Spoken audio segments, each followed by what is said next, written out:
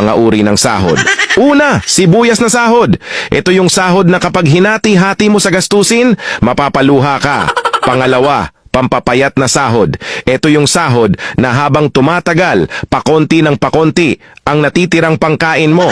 Pangatlo, magic sahod. Ito naman yung sahod na konting kumpas lang ng kamay at abracadabra, wala na siya. Pang-apat, malabag yung sahod.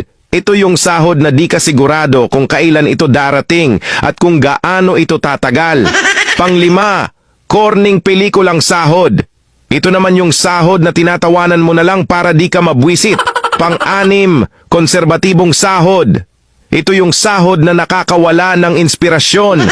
Pang-pito, baog na sahod. Ito naman yung sahod na kahit anong trabaho ang gawin mo, wala pa ring kalalabasan ito. Pang-walo, reglang sahod. Ito yung sahod na isang beses isang buwan lang dumating at tumatagal lang ng 3 araw. Alin sa 8 ang sahod mo?